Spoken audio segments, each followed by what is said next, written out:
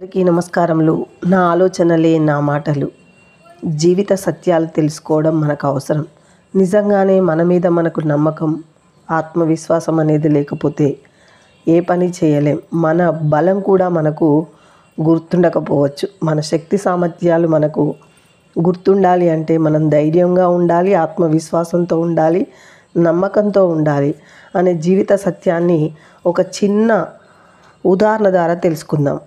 తుమ్మెద పెద్ద పెద్ద వృక్షాలకు రంధ్రాలు చేసి అందులో జీవనం కొనసాగిస్తుంది. చెక్కలను, మొద్దులను కూడా రంధ్రాలు చేసి తన పిల్లల్ని పెంచుతుంది.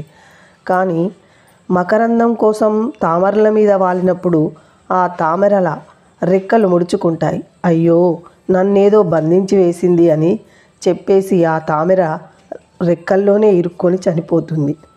అయితే మహావృక్షాలకు రంధ్రాలు చేయగలిగిన దాని సామర్థ్యం ఆ తామరాకు రేకులను తొలచలేదా?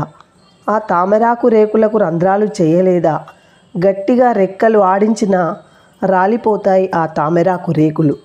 కానీ అది దాని సామర్థ్యాన్ని మర్చిపోవడం, మకరందం గ్రోలే మత్తులోనో లేక నన్నేదో బంధించింది అన్న భావన దాని శక్తిని బలహీనపరిచింది.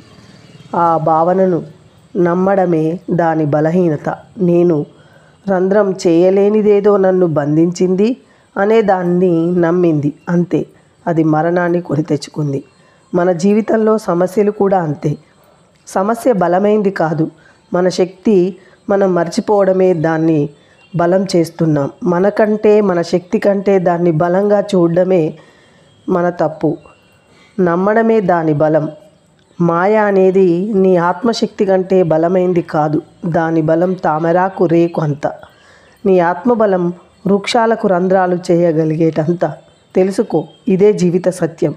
దీన్ని జీవితానికి అన్వయించుకోలేకపోతే మనం చేయగలిగిందేం లేదు. దీన్ని జీవితానికి అన్వయించితే జీవితం విజయవంతమవుతుంది. మన నమ్మకం, మన ఆత్మవిశ్వాసం మనం నడిపిస్తుందనే దానికి ఇది ఉదాహరణ. కొన్ని మాయలో పడి, భ్రమలో పడి కూడా మనం కోల్పోతూ ఉంటాం.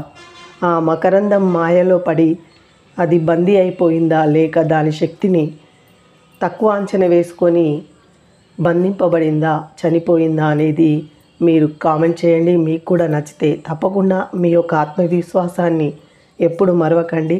ధైర్యంగా ముందుకు పోండి. మీకు నచ్చితే తప్పకుండా లైక్ చేయండి, కామెంట్ చేయండి, సబ్స్క్రైబ్ చేసుకోండి.